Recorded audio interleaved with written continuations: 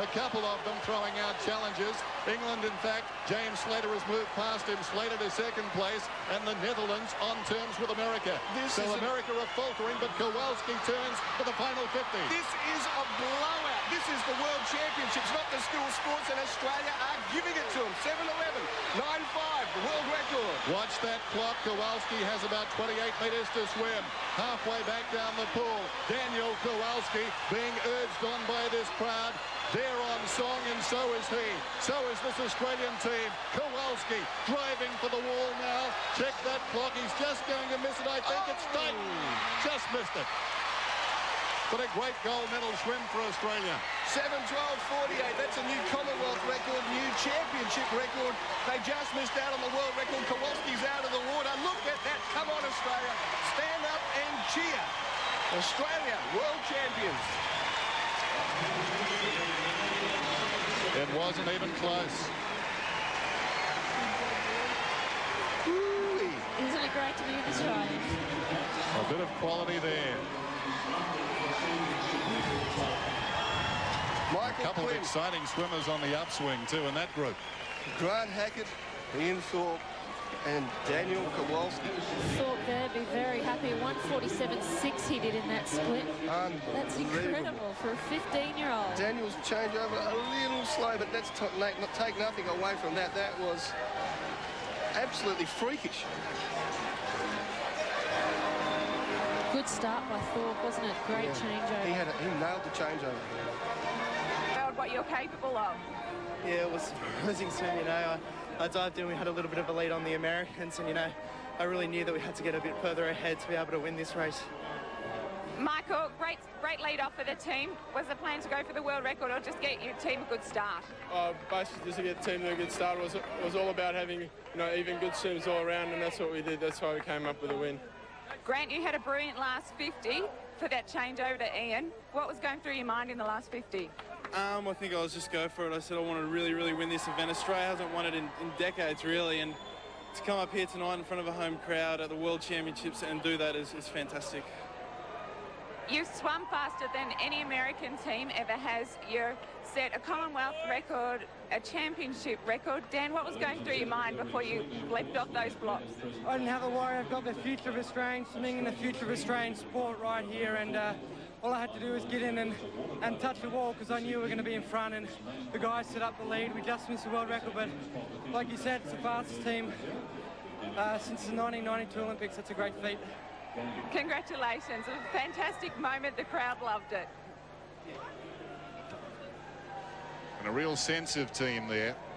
I think we're going to get used to this picture. Yes, Project. Congratulations. They're fitting in quite well, aren't they? They like it. They're going to need the whole family to take the luggage home, so it's going to be full of gold medals. Michael Klim, 2 golds in 2 nights, not bad at all. And 7 events, still 5 to come. And, mate, how special is that? 15. I mean, it makes me wonder if he's going to realise the enormity of what he's done until years down the track. I mean... Terrific. And Dawn was jumping out of her seat when the 15-year-old was there, and there's Ian Thorpe. And it's important, Bruce, I think, when young people in any sport feel as though they belong, it really is a turning point in their careers. No doubt. And I think Thorpe feels he belongs tonight. And Kowalski too, Dennis, because he was so tough on himself after Atlanta. He won individual medals in the 2, the 4, the 15, but he felt he'd let himself down badly. He had a couple of poor swims, and I feel tonight that the demons have come to rest for Kowalski. And this has been a very important night for him. He went to Atlanta with such high expectations. It was a tough program for him. I mean, it started so well, too, when you think back to winning the 200 bronze medal early on, and we thought, well, it's tailor-made for a great series for him, but it didn't quite pan out that way. But you could see he was swimming, I think you'd say, Bruce, with an attitude tonight. No doubt about that. And we didn't think he'd make the team at one stage. He went into Brisbane with all sorts of doubts. And look at that. Australia, the Dutch and the Brits, an unlikely trifecta a week ago if you'd said that one in the 4x2. It's been an unlikely night, has it not? I mean, the USA have been relegated to 5th, and we thought it was a 2-horse race. Yeah, it's interesting to see the Germans and the Americans not placing there. I think in the past they've always been 1st and 2nd, but, you know, as we're seeing here tonight, and what Bruce said before about, you know, a person like Claudia Poll getting up for Costa Rica, it's just great to see the other countries.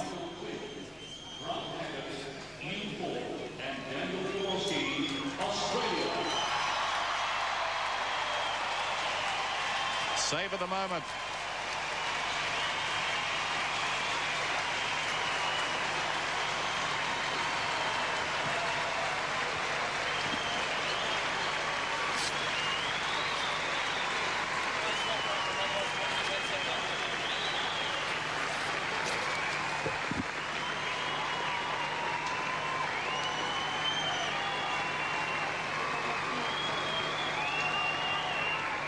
Might ask you just the highlight of the night for you.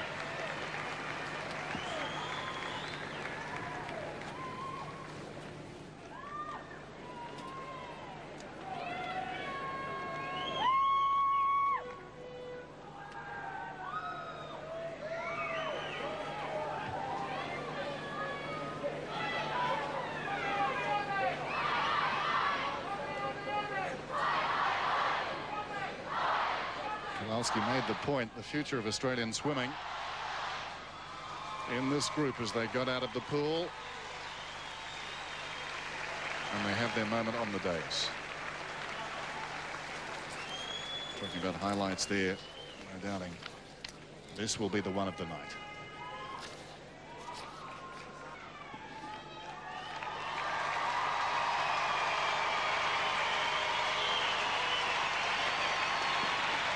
The Dutch, and a big night for Woda. He swam his heart out in the medley, and here getting another silver medal in the 4x200. It's the second fastest time in the history of the sport. Only the unified team went quicker in Barcelona. It's quicker than any American team has ever gone. It's what the Australians have done tonight.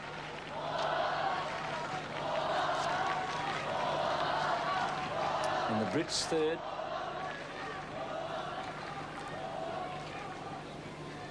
Actually, Bruce, they seem to be an emerging team, Great Britain. They seem to have a lot of depth at the moment. Not right at the top, but just below that top level. They're really coming on. They had 100-metre finalists in the women's freestyle, which was a bit of a surprise. And I know that they've had good breaststrokers, haven't they, in the past in recent years. But this relay team is something to work off. Here it is. Lap it up.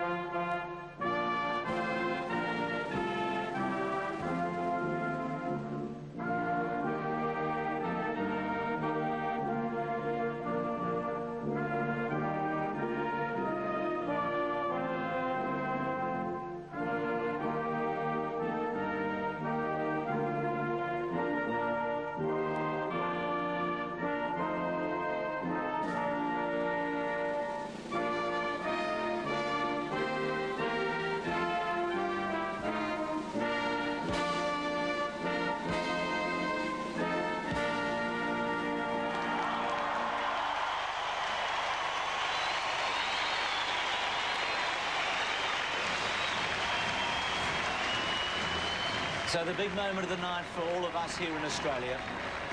Last race specials will be coming up. Michael Klim on the first night and the 4x200 here tonight.